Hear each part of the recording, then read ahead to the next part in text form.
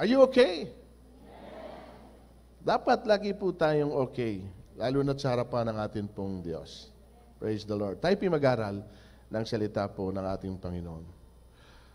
Bakit po kaya, mga kapatid, kung alin po yung hindi mo gusto, siyang nangyayari sa iyo? Yung pilit mong iniiwasan, doon ka napupunta. Doon ka dinadala. Ano ibig kong sabihin sa punto na yon? Sino pong tao ang gustong meron siyang kagalit? Meron siyang kaaway? Meron po siyang hindi kasundo? Wala po. Tama po ba? Pero bakit po ito nangyayari? At minsan, hindi pa iba sa atin yung nagiging kaaway natin. Ano po kaya, mga kapatid, ang posibleng dahilan bakit ito nangyayari? Ano po ang nakikita po ninyong dahilan o ano po yung pwedeng pagmula ng hindi magandang pagkakaunawaan? Ako, meron po akong isang nakikita, hindi ko alam kung ito po ay pipit o applicable sa lahat. Isa po sa dahilan na nakita ko, personally, yung pagiging makasarili. Makasarili na sense, sarili mo lang iniisip mo. Sarili mo lang ang mahalaga sa iyo. Sarili mo lang ang iniintindi mo. At kapag hindi nangyari yung sa iyo o yung gusto mo, nagagalit tayo, nagdaramdam tayo, naghihinanakit tayo. Lalo na kapag nakikita po natin na hindi po tayo pinapahalagahan, nagseselos po tayo, naiinggit po tayo. At kapag tayo ay nagselos at nainggit, diyan na po namumuo yung galit, yung pagkapuot at pagkamuhi. Tandaan po ninyo ito, mga kapatid. Sa oras po na umiral sa tao ang selos at inggit, malaki pong damage ang gagawin niyan sa isang pamilya. Ang message po natin ngayon ay pinamagatan ko pong the coat of many colors. Mamaya po ipapaunawa ko sa inyo kung bakit po the coat of many colors. Sabi po ni David sa Psalm 55, kaya kong mabata at mapagtiisan kung ang nangungutya ay isang kaaway. Kung ang maghahambog ay isang kalaban, kayang-kaya ko pa siyang pagtaguan. Ang mahirap nito'y tunay kong kasama. Aking kaibigang itinuturing pa. Kausap ko sa bawat sandali at maging sa templo ay kasamang lagi. Sabi po ni David, kaya ko itong, kaya ko kang matanggap. Okay? Kaya ko, at magagawa ko yung kung ang tunay na kaaway ay kaang umuusig sa akin. Kaso hindi po yung inaasahan niya eh. Hindi daw po yung iniisip niya na siyang gagawa nito ng hindi maganda sa kanya. Binanggit niya rito, isang kasama, isang kaibigan, isang kapatiran. Yun yung lagi niyang kausap sa templo. At ngayong umaga, mga kapatid, ang ibabahagi ko naman po sa inyo, hindi po yung mga nabanggit ni David na isang kaibigan, isang kasama, isang kapatiran.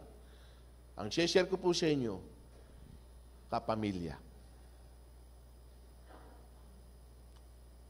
Pamilya mismo. At tunghayan po natin yung pamilya ni Jacob, mga kapatid. At gaya po na sinabi ko, bakit po ang pamagat natin ay the coat of many colors. Yan po ay nasa Genesis 37, verse 3. Kaya po nagalit ang mga kapatid po ni Joseph sa kanya ay dahil po binigyan po siya ng tatay niyang si Jacob ng isang damit. Ginawa po nung ama, intended lang po ito para kay Joseph. Okay? Ginamit po sa ibang translation, robe. Pero dito po sa binasa ko, kinuha ko coat, mga kapatid. Okay. Ngayon, ito po yung dispute. Brother against... Ayan. Tingnan nyo, magkapatid po yan, ha? Okay. Tingnan nyo po Genesis 3. Mas mahal ni Israel si Jose kaysa ibang mga anak sapagkat matanda na siya nang ito'y isilang. iginawa niya ito ng damit na mahaba at may manggas. Yun po yung word doon. Pero sa English po, yan po yung translation. The coat of many colors. So dito mga kapatid, dinamdam ito ng kanyang mga kapatid at ayaw nilang pakisamahang mabuti sino? Ano po ang pinagmulan? Naramdaman lang po ng mga kapatid niya na mas mahal si Jose ng kanilang ama. At dahil lang po doon, naglagay na po sila ng galit sa kanila pong puso. Amen. Anong ibig sabihin sa atin ito, mga magulang? Ilan man ang anak po natin, kailangan po pare-parehas at pare-pareho ang ating pagtingin. Bagamat iba-iba sila ng ugali. Diba? Kaya nga many colors, ipong binabanggit ko mga kapatid. Sapagkat kahit isa tayong pamilya, meron tayong iba-ibang ugali. Iba-iba ang kulay natin, hindi po sa balat, kundi yung ating pagkatao. Pero hindi po nangangahulugan na meron tayong ititreat na special, higit dun sa ating pong ibang anak. At ito po, pwede palang pagmulan ng dispute, yung pong meron tayong itinatangi, bagamat sila ay ating lahat na anak. Amen po ba mga kapatid? So, ito pa po. Dahil sa inggit at selos, nilaluan nila ito. Hindi nila gusto na makasama yung kapatid nila. At lalo pang nadagdagan, ito po nung galit, tingnan nyo, nung nanaginip siya, lalo silang namuhi nang ito'y sabihin niya. Ano ang ibig mong sabihin? Maghahari ka sa amin? Tanong nila. At lalo silang nagalit kay. Wala naman po problema sa panaginip. Amen. Amen po ba? Ang problema po dito, may namuunang galit kay Jose. At kahit ano pang magandang bagay, mga kapatid, ang gagawin mo o sasabihin mo, hindi na po ito mapapahupa yung galit po na nararamdaman po nila. Bakit? Kasi yun na po ang nalagay sa isipan ng mga taong ito. Just Genesis 37:8, tinan niyo po ano sabi ro, 37:11. Inggit na inggit kay Jose ang kanyang mga kapatid. Hindi naman ito maubos, maisip ng kanyang ama. Hindi ho maisip nung ama kung ano ang pinagsisimtimiento ng iba niyang anak. Di ba? Minsan po kasi mga kapatid, meron po tayong galaw. Meron tayong hakbang, meron tayong desisyon na wala naman sa atin. Parang hindi natin iniisip na meron palang, magkokos pala ito ng kagalitan. Pwede palang ito pagmula ng selusan o ng inggitan. Pero yung galaw mo, yung desisyon mo sa isang anak mo o sa isang bagay o kung saan man, hindi mo iniisip na pwede palang mangyari yung ganon. Kaya nakita ko rito, kailangan pala maingat tayo sa lahat ng bagay na ginagawa natin, lalo na kung meron pong masasaktan. Kasi hindi po natin alam kung ano ang pwede nilang maramdaman doon po sa ating ginawa, doon sa ating ibinigay. Bakit bukod tanging siya lang? Dahil ba matanda na si Jacob? At iyon na po yung pwede niyang gawin sa kanyang anak na si Jose. Ang totoo po nun, mga kapatid, binasa ko yan eh. Yung po palang quote na ito, dapat po intended ito doon sa panganay, kay Ruben. Pero hindi po pinayagan ng Diyos na kay Ruben ito maibigay, kundi ito ay talagang intended para kay Joseph. Dahil siya nga po yung magro-rule over doon sa kanyang mga kapatid. Alam ng Panginoon yun. At hindi po talaga parang aksidente lang. Sinadya na ganun po ang mangyari. Pero tingnan niyo po naging outcome. Di ba? Verse 18, tingnan niyo. Malayo pa siya. Ano po ang pwedeng humantong sa galit? Tingnan niyo po, at saka sa inggit at selos. Malayo pa siya natanaw na ng mga ito. Nagkaisa silang patayin siya. Verse 19, sinabi nila, ayan na ang mapanaginipin. Patayin natin at ihulog sa balon at sabihing sinila ng mabangis na hayop. Tingnan natin kung ano mangyayari sa kanyang panaginip. Now, mag-isip kayo. How can they do that sa kanilang sariling kapatid? Alam nyo sa atin, kahit masama ang kapatid mo, never mong pag-isipang patayin. May galit ka, may puot ka, inis na inis ka sa kanya. Ayaw mo siyang makita, ayaw mo siyang makausap.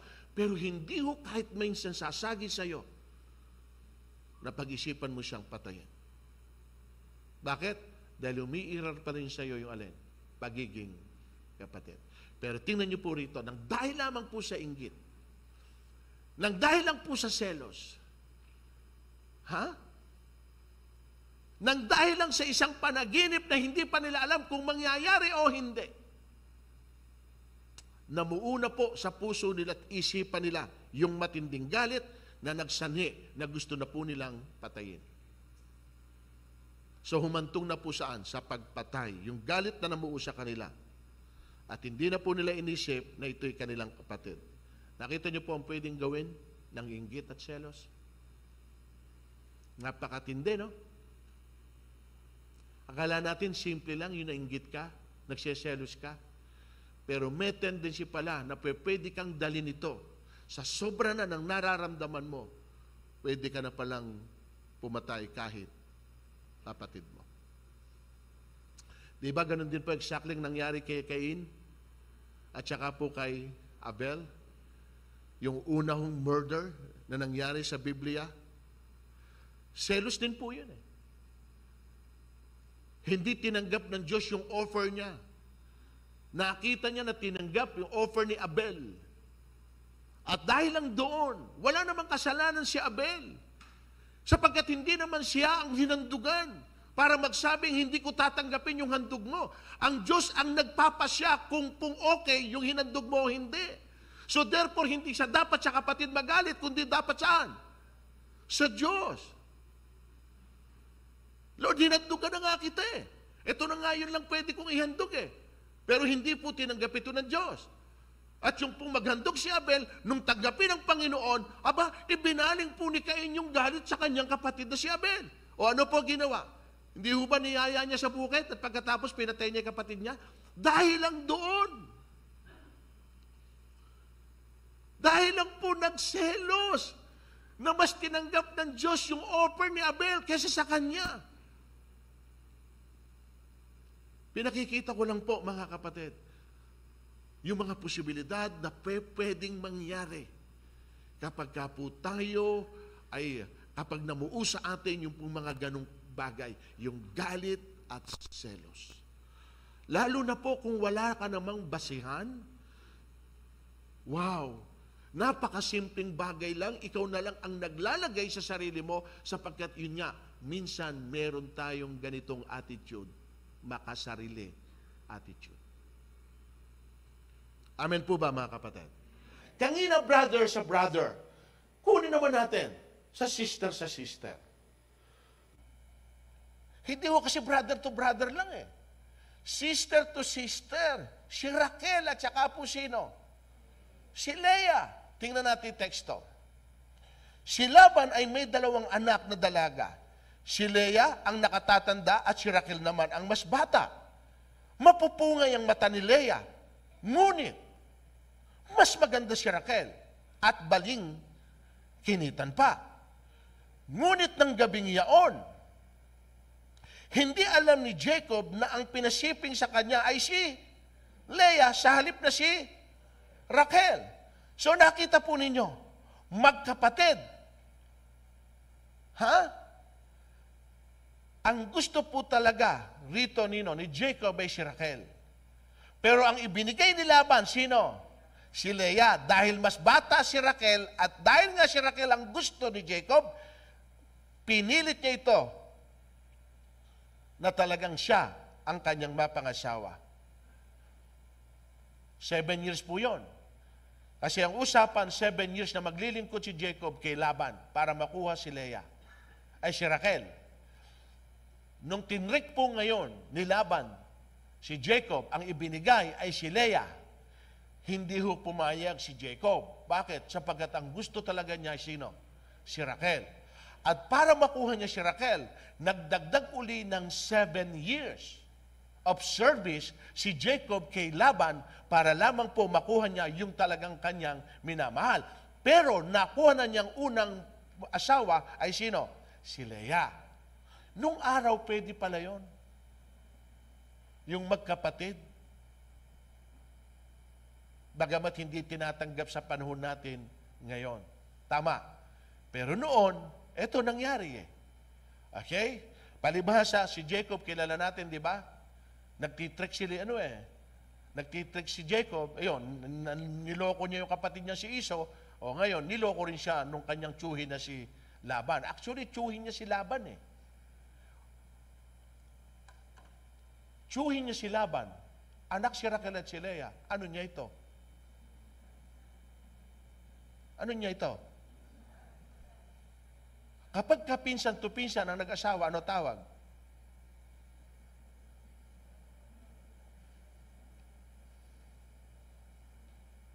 Pinsan husband, pinsan wife. Ganun ba? Ano tawag? Hindi pa pwede sa atin ngayon yun? Yung malapit na kin? Bawal po, pero dito nangyari eh. O, tinan mo nga yung mga nangyari ngayon si Galot. O, eto na. Sa 29:30, ano sabi ron? Binasa na natin ito. 29:30. Sa wakas, naangkin ni Jacob si Raquel. Mas mahal niya ito kay tahasang ipinaalam. At naglingkod pa si Jacob kay Laban ng 7 taon. At dahil dito, nagkaroon ng selos o inggit si Leah kay. Tingnan natin. Alam ni Yahweh na si Leah ay di gaanong mahal ni Jacob. Kaya't niloob niyang magkaanak na ito. Samantalang si Raquel ay hindi pa. Lalaki ang unang anak ni Leah. Alam ni Yahweh ang aking suliranin, sabi niya. Ngayon, pihong mamahalin ako ng aking asawa. Kaya't Ruben ang ipapangalan niya rito. Ito yung pangalan na binabanggit ko sa inyo na dapat siya yung nakatanggap ng robe. Kung birthright ang pag-uusapan. Okay? Genesis 29:33. Nagdalang tao siyang muli at lalaki na naman ang kanyang naging anak. Kaloob din ito sa akin ni Yahweh, sabi niya, at dahil sa sinabi kong ako'y mamahalin ng aking asawa, kaya tinawag naman niya itong Simeon. Verse 34. Muling nagdalang tao, sunod-sunod. Napakaganda ng bigay ng Panginoon. Amen. Dahil nakita niya na parang dihado rito si Leah, may ginawa namang hakbang ang Panginoon. Dahil nararamdaman kong hindi ka mahal masyado ng asawa mo, eto, bibigyan kita ng anak. Sunod-sunod. Muling nagdalang tao si Leah at lalaki uli ang naging anak. Sabi niya, lalo akong mamahalin ng aking asawa sapagkat 3 lalaki na ang aming anak at tinawag niya itong Levi. 35. Ano uli nangyari? Ala na tayong pinag-usapan kundi puro pagdadalang tao na. Nagdalang tao na naman siyang muli at lalaki naman ang kanyang anak. Sinabi niya, ngayon, pupurihin ko si Yahweh. Kaya tinawag niya itong Judah. Mula nooy, hindi na siya nag-anak. Pero meron pong ibinigay sa kanyang Diyos na 4. Now, tingnan nyo, yung paulit-ulit niyang sinasabi ngayon. Tingnan nyo, mamahalin na ako ng aking. Bakit po yun ang paulit-ulit niyang sinasabi? Dahil alam niya sa sarili niya na hindi siya mahal ni Jacob, mas mahal ni Jacob yung kanyang kapatid na si Raquel. Amen po. At yun ang kanyang kinaiinggitan sa kanyang kapatid. At tingnan naman natin si Raquel. Tingnan natin. Na naghili si Raquel. Siya pa na naghili sa kanyang kapatid sapagkat hindi siya magkaanak. Sinabi niya kay Jacob, mamamatay ako kapag hindi pa tayo. Nagalit si Jacob. At sinabi kay Raquel, nasa akin ba yon? Hindi ko maaaring pangunahan ng Diyos. Siya at hindi ako ang pumipigil sa iyo upang hindi ka magkaanak. Siya at hindi ako ang pumipigil. Nakita niyo po dito mga kapatid si Raquel? Si Raquel naman ang ano? Ang may problema. Si Raquel naman ngayon na nananaghili at nagseselos at naiinggit kang ino. Dahil binigyan siya ng Panginoon ng anak, samantalang siya'y wala pa. Wala kayong nakikita rito? Binabalansin ng Diyos ang lahat ng bagay. Di ba? Ramdam ng Panginoon, parang dito sa kay Leah, na hindi ka mahal ni Jacob, pero bibigyan kita para mas makita ni Jacob na masigit ka. Dahil binigay naman niya kay Raquel yung kagandahan na siya namang dinesire ni Jacob. Mas maganda si Raquel, mas productive si... Pwede na bang magsisi si Jacob? Minsan ang ganda'y deceiving. Kaya huwag kayong masyadong tumitingin sa ganda. Amen. Huwag kayong masyadong tumitingin sa pogi. Baka wala pala silang laman. Nadaya ka. Amen. Kanina si Leah, nung magkaanak, ang nagka-problema ngayon, nananaghili na, si Raquel. So tingnan nyo ang tindi gagawin po ng isang taong may inggit, may selos, ang anumang bagay, kahit labag na po ito sa panuntunan ng Diyos. Tingnan nyo, kung ano ginawa po niya, dahil lamang sa selos at inggit. Ayan. Kung gayon, sabi ni Raquel, sipingan mo ang alipin kong si Bilha upang magkaanak ako sa pamamagitan niya. Yung alipin niya si Bilha ang pinasipingan at hindi siya. Dahil hindi po siya magkaanak. At yung alipin niyang, yung katulong niya sa bahay, siya pong pinatabihan. At verse 5, nagdalang tao ito at nanganak ng lalaki. Verse 6, sumang-ayon sa akin ng Diyos, wika ni Raquel. Sa tingin nyo, sinang-ayunan ng Diyos yan?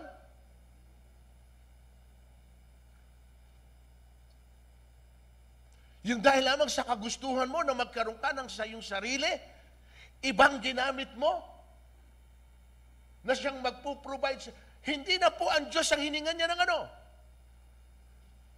Ang nagbigay sa kanya ng anak ay hindi na po ang Diyos, kundi ang kanyang alipin. Yan ang nakita niyang pwedeng pagmulan. Nakikita niyo po ang kaisipan ng isang taong desperado? Dahil sa bagay na gusto niyang mangyari sa kanya, na kahit na gagawin niya, kahit ito'y lumalabag sa panuntunan ng Diyos. Pinatabihan. Ano nangyari? Nagdalang tao ng anak. Sumang-ayon daw ang Panginoon. Verse 7, muling nagdalang tao si Bilha at nanganak ng isa pang lalaki. Si Bilha na ngayon ang nagdadalang tao. Eto, tinan niyo po yung word na lumabas sa kapatid na si Raquel. Muling nagdalang tao si Bilha, nanganak ng isa pang lalaki. Eto po yung kasunod. Sinabi ni Raquel, ano sabi?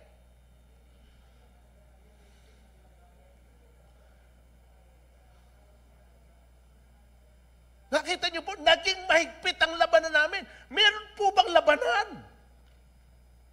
Meron po bang kompetisyon? Ginawa po nila itong kompetisyon. Ngayon ba? Nung magkaanak si Leah, gusto niya na magkaanak siya. Napangasawa ni Jacob si Leah. Ha? Naramdaman naman ni Leah na mas mahal ni Jacob si Raquel. Parang naglabanan. Para lamang makuha nila yung pong gusto nilang makuha sa katauhan po ni Jacob. At dahil sa ginawa ni Raquel, ginaya rin po ito ni Leah. Ginaya po ito ni Leah. Kapatid, pinasipingit din niya kay Jacob yung alipin niya.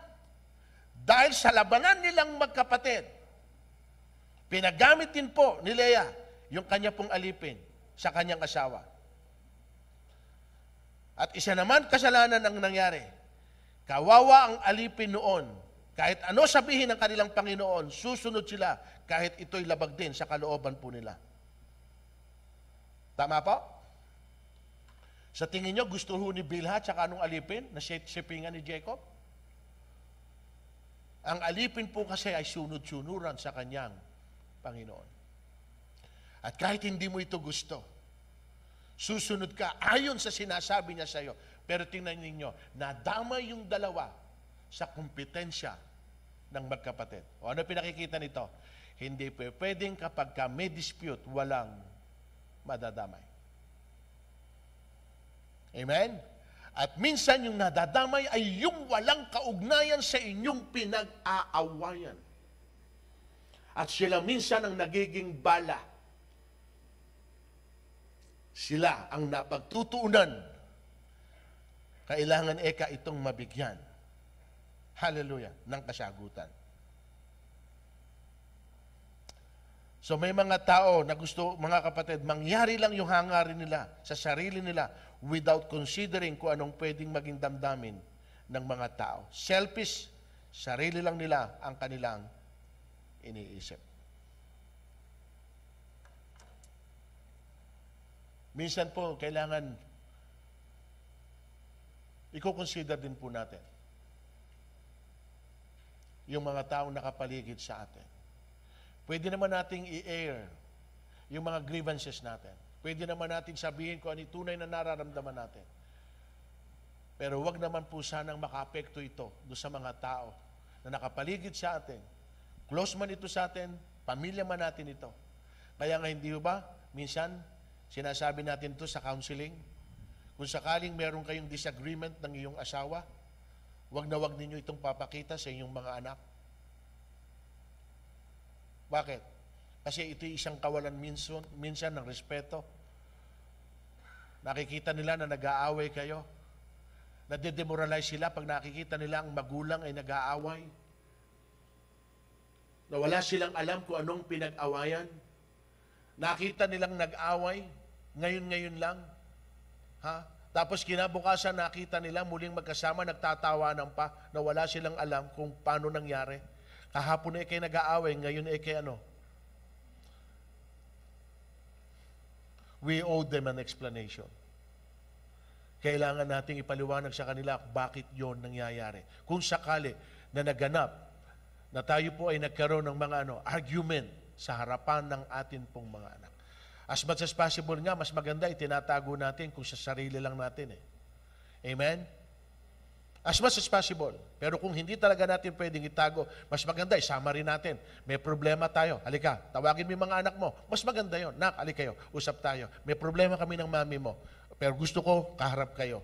Mag-usap tayong 3. O mag-usap tayo 4 as a family. Ito yung nangyayari ngayon sa amin between your mom and me as your dad. O anong maganda rito? At least alam ng mga anak nyo what's going on. Tama po ba? Yun ay kung gusto nyo i-lay down sa kanila. Kung hindi naman sila involved, edi sarili ninyo. I-settle po ninyo kung ano man po yung disagreement, okay, yung issue na hindi na po kailangan na nadadamay sila. Hindi po pwede kasing hindi po madamay. Amen? Ngayon, ito na po yung pangatlo. Kapatid sa kapatid, lalaki. Brother sa brother, sister sa sister. Ito po yung pangatlo. Papalawakin na natin. Ayan. At mamaya, hindi lang po dyan nasakop. Pero dyan ko na rin po isinama. Yung magbabyanan. Dyan, meron po dyan. Tingnan nyo po. Ayan. Maglalaban-laban ang ama at ang anak na lalaki ang ina at ang anak na babae. At gayon din ang biyanang babae at manugang na babae. Long before, nakasulat na talagang mayroon mangyayaring ganito. Biyanan saan? Sa manugang. Mostly yon, biyanan sa manugang. Maglalaban na ika ang ama at ang anak. Meron bang nangyayaring ganon? Meron. Amen? Ina at saka anak na babae, meron? Pero alin ang mas marami? Biyanan. Laging ang kontra ay biyanan. Alam niyo kung bakit? May idea ba kayo kahit po walang ginagawa yung biyanan nyo, isa siya sa pwedeng kinamumuyan ng asawa nyo? Alam nyo dahilan?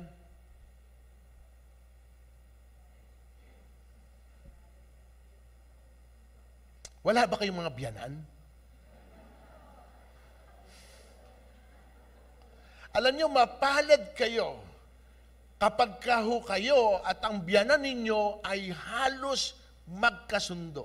Sa totoo lang, kung dito meron pang walang asawa rito at may nililigawan kayo, ang una nyong ligawan ay ang inyong biyanan.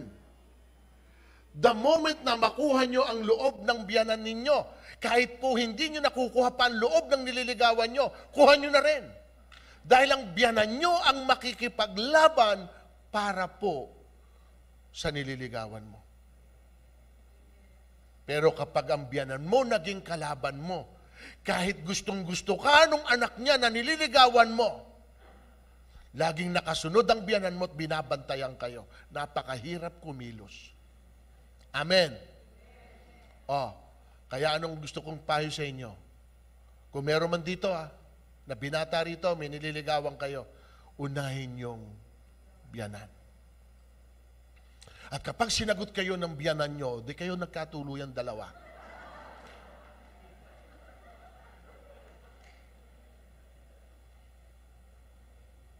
Talagang kayo, oo. Mga kapatid, bakit sa palagay nyo, normally ang magkalaban ay ang biyanan at saka po ang manugang? Alam nyo kung ano? Sapagkat both sa kanila, nagsisilbi silang kaagaw. Parang ang piling ng asawa mo, kaagaw sila sa'yo.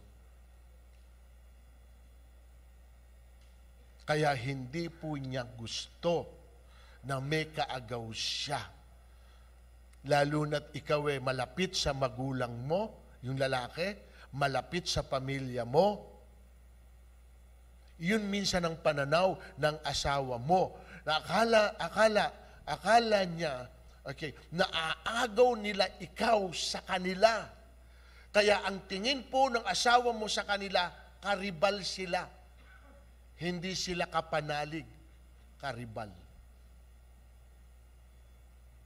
Tama po ba? Kaya may posibilidad na mag-away. Pero kailangan po kasi ito, alam niyo mga kapatid, hindi maganda sa isang pamilya na meron pong sigalutan. Kailangan po kasi nandun, alam niyo, wala naman pong ibang dadamay sa inyo. Sino sa tingin niyo ang dadamay kapag may nangyari sa inyo? Walang ibang tao. Kahit sabihin mo, siya yung close friend mo. Siya yung kaibigan mo, pero ang layo-layo sa'yo. At handa kang damayan. Kung ikaw ngayon naghihingalo rito, at yung kaibigan mo ay manggagaling pa sa Ipugaw, patay ka na bago dumating. Amen. Ang unang sasaklolo sa'yo, yung katabi mong bahay. At kung ito man ay kamag-anak, o ito'y kaibigan, o kapitbahay lang, sila ang nariyan para dumamay. Pero minsan, ang kaaway natin ay yung katabing.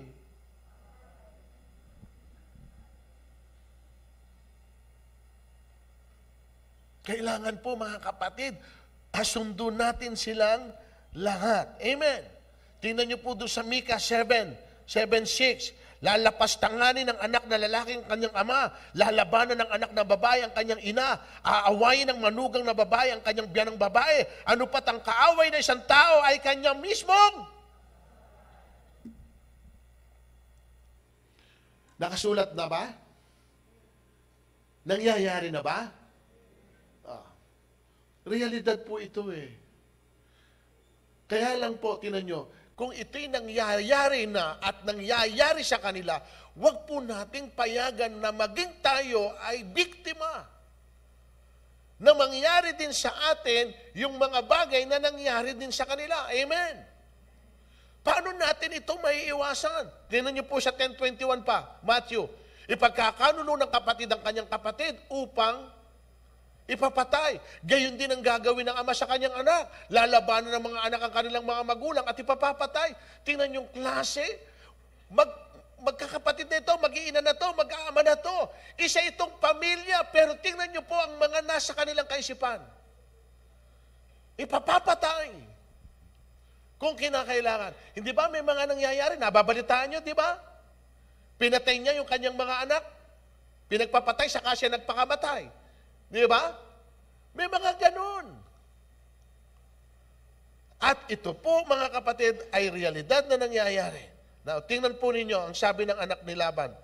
Laban sa ama, kapatid laban sa kapatid. Manugang laban sa biyanan, anak na babae laban sa ina. Alam nyo, hindi binanggit dyan, yung mag-asawa. Wala kayo nabasa dyan, mag-asawa laban sa ano? Asawa laban sa asawa. Anak laban sa magulang, magulang laban sa anak, biyanan, kapatid, yan. Pero walang binanggit dyan, asawa laban saan? Sa asawa. Bakit po hindi na binanggit? Sapagkat ang madalas mag-away, kaya hindi na dapat banggitin. Amen ba? Katabi ba yung asawa mo? Kung katabi mo yung asawa mo, tingnan mo. Ba't inaaway mo kamo ko? Diba? Ngayon, paano natin ito, mga kapatid? Ito, okay. Nangyayari ito. Realidad, nangyayari. Kahit sino sa atin dito. Ako, kayo, lahat tayo. Walang exempt, right? May pagkakataon na talagang nangyayari na meron tayong mga disagreement. Diba? Meron tayong mga differences. Meron tayong mga talagang pinagtatalunan na minsan hindi nga natin mapagkasunduan na nagsasani ito nang tayo po ay nag-aaway. Now, ano gagawin natin solusyon? Kung nangyayari ito, ano dapat mong gawin? Ituloy na lang natin lagi? Ganun na lang ang buhay? Na buong buhay na lang natin, lagi tayo nagkakagalit? Hindi tayo nag-uusap, hindi tayo nagbabatian? Walang pansinan? Buong buhay na lang dahil ganun na lang tayo? May nakikita kayong solusyon?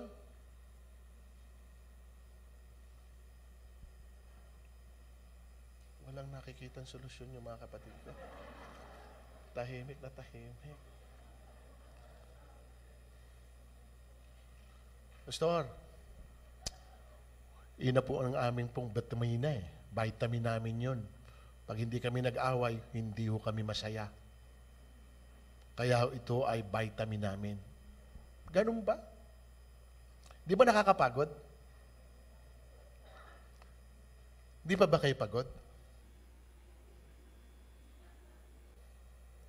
May kausap po ba ako? Hindi pa ho ba kayo pagod? Nakakapagod, di ba? Nakakapagod. Nakakapagod na buong buhay mo na lang, lagi na lang ganon. Nakakapagod yun.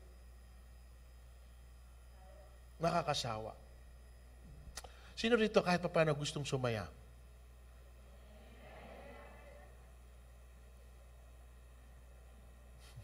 Kahit di kayo magsalita, alam ko. Amen? Nangyayari ito kahit kanino. Hindi lang sa iilang tao, sa lahat sa atin. Di ba? Di ko na nga idinitalye rito kung ano ang mga dahilan ng pagkakagalit eh. Meron ako rito eh. Bakit nag-aaway eh? Anong pinagmumulan eh? O, tinan mo, may pera na agad na binabanggit doon. Hindi pa ako nagsasalita. Pero number 1 talaga yan eh. Ang sanhi ng pinag-aawayan lagi ay ano? Gusto nyo wala kayong pag-awayan? Wala kayong pera. Kasi kung ang pinag-aawayan nyo yung pera, alisin nyo yung sanhi ng pinag-aawayan nyo. At kapag wala kayong pera, wala kayong pag-aawayan. Tama? O lalong mas matindi ang labanan pag walang pera. Konklusyon, mga kapatid, ganito na lang, para maresolbahan natin yung issue. Kaya nga natin dinidiscuss ito eh. Hindi ko sinasabing ito yung nangyayari sa inyo.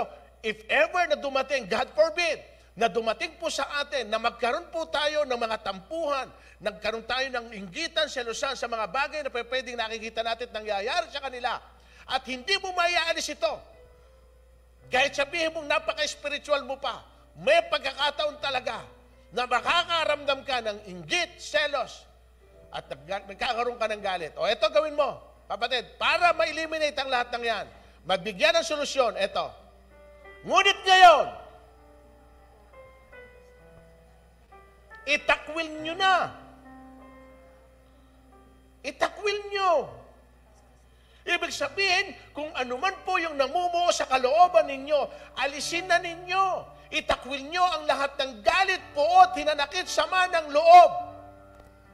Bakit? Sapagkat kapag inabutan tayo ng Panginoon na yan ang nasa loob mo at yan ang nararamdaman mo at yan ang nangyayari sa iyo, kapatid, paano kanya pwedeng isama na punong-puno ka ng galit?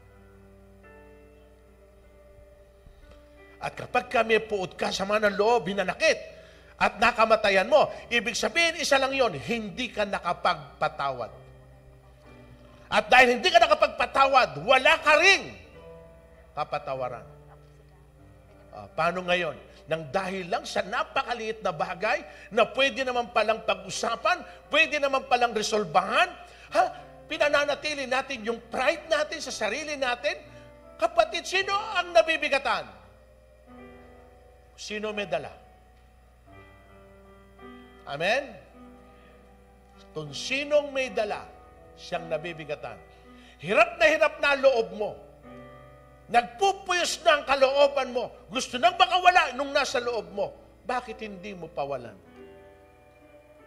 Nang makaalis ka sa ganung sitwasyon. O sundan pa natin. Efeso. Itakwil ninyo, alisin ninyo ang lahat ng sama ng loob. Galit, puot. Huwag na kayong mambubulyaw, manlalait, mananakit ng damdamin ng kapwa. Sa halip, maging mabait kayo at maawain sa isa't isa. Magpatawaran kayo tulad ng pagpapatawad sa inyo ng Diyos sa pamamagitan ni... Yan ang pinaka-best solution na pwede natin gawin. Kung sakali man na nakakaramdam tayo ng ganito at pwedeng saniin sa atin ang kaaway na magtanim tayo ng galit at puot sa ating mga puso, takwil nyo, iwasan ninyo, alisin ninyo. Amen? Masarap yung kahit sino, magaan ang loob mo. Wala kang kaaway. Wala kang kagalit. Kahapon meron kaming mentoring. Isa sa napag-usapan namin ito. At hindi mo po ito pwedeng alisin kahit kanino. Ito, number 1. Hindi lahat ng tao gusto ka. At hindi po lahat naman ng tao gusto mo. Tama? Hindi yan pwedeng alisin kahit kanino. Pero hindi nangangahulugan dahil hindi mo ako gusto, kaaway mo ko. Ganun din likewise, dahil hindi ko kayo gusto, hindi naman nangangahulugan na kaaway ko kayo. Basang nangyayari lang, hindi natin gusto ang isa't isa. At kung hindi natin gusto ang isa't isa, edi huwag tayong magsama. Bakit? Hindi mo ako gusto, hindi kita gusto. Huwag tayo magsama para hindi sumama ang loob mo. Amen? Pero kung laging kayong pinagtatagpo, kahit hindi nyo gusto isa't isa, alang-alang sa Diyos, sabihin mo, unti-unti na kitang, sabihin mo,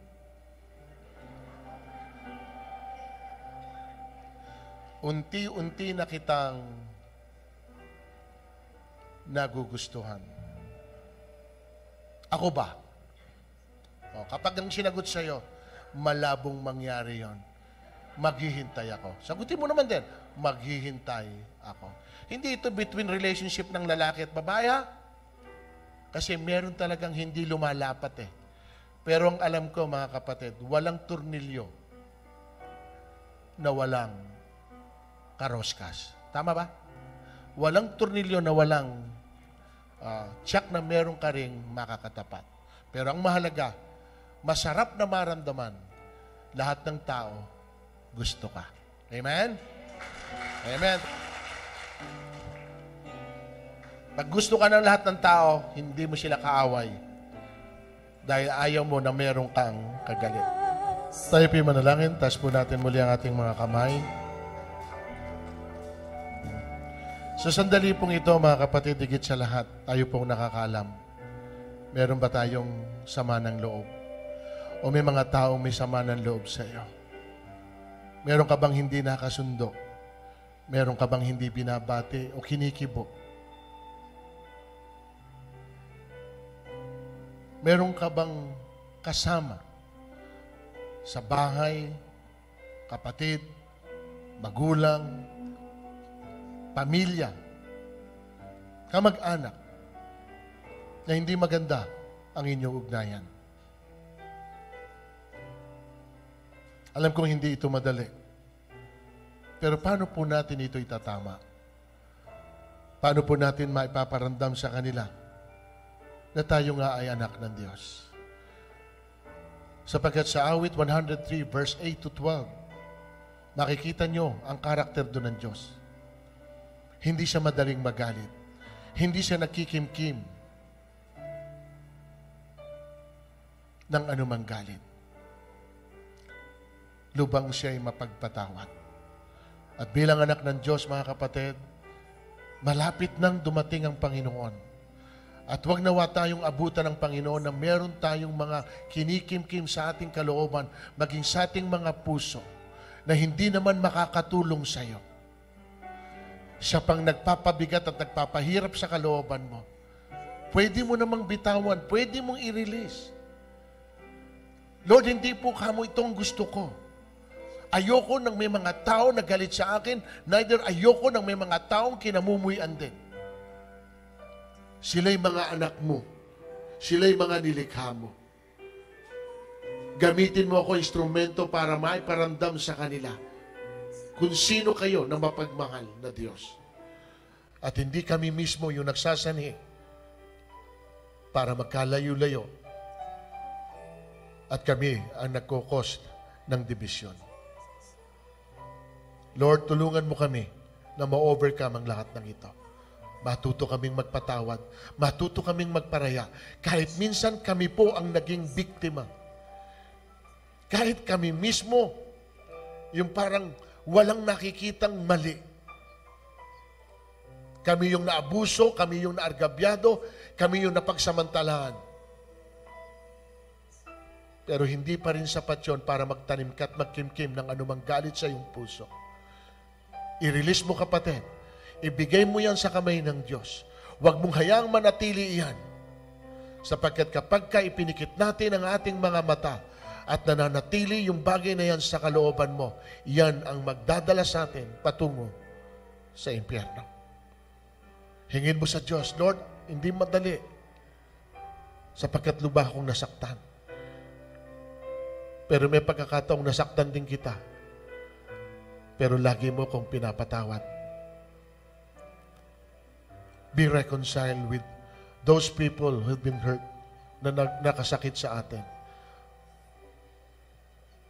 O nasaktan din natin likewise. Bigyan kayo ng pagkakataon ng Diyos. Kung malayo man yung mga taong ito, sana loobin ng Diyos. Magkita kayo. Kung biking ka ng Panginoon na mag-text sa kanila, I'm sorry kung nasaktan kita. Hindi ko sinasadya. Patawarin mo ako. At least, nakalaya ka. Tanggapin man nila yung sorry mo o hindi. Patawarin man nila kayo o hindi. As long na nag-move kayo at ipinaabot nyo sa kanila na gusto nyo na makipag-reconcile dahil ayaw nyo na may kaaway at kagalit. Mga kapatid, ang Diyos na ang bahala sa inyo. Ang Diyos na ang bahala sa kanila. Basta ang mahalaga, makita ng Panginoon na malinis ang inyong mga puso sapagkat wala kayong tinatago at kinikimkim dito sa loob. Dakilang Diyos, salamat. Hindi aksidente ng mensahe mo ngayon, Panginoon, para sa amin ay yung bagay na ito. The coat of many colors. Iisa lang yung coat, pero bakit maraming kulay? Kasi magkakaiba po kami. Iba-iba ang amin po Panginoon ugali. Iba-iba ang amin pong mga gusto. Meron talagang pwedeng pagsimula ng away, pero wag nawa kami ang maging dahilan, Panginoon. Gusto po namin, kami po yung nagre-restore, kami po, Panginoon o God, yung po, Panginoon o God, nagsasani na maayos ang anumang pong away at sigalot at hindi po kami pinagmumulan nito. Kaya tulungan mo kami, Panginoon, na malagpasan namin ang mga bagay nito. Masarap at magaan ang amin pong mga puso na wala kaming tao na nasasaktan at wala ring tao na nananakit sa amin. Kaya, Panginoon, pagpalain mong umagang ito. Tulungan mo kami na ma-overcome namin kung meron man kaming kinikimkim sa aming mga puso sa sandaling ito. Patuloy kaming pumupunta rito sa church, patuloy kaming nananalangin sa iyo, patuloy kaming nagpupuri sa iyo. Pero may isang bagay na nasa loob namin na hanggang ngayon di namin po mabitiwan. Ngayong umaga, Lord, tulungan mo kami na makarelease sa ganito pong bagay. Sa iyo papuri, Lord, sa iyong parangal, sa iyong pagluwalhati. Ito po aming samot dalangin sa pangalan ni Jesus. Amen and amen and amen.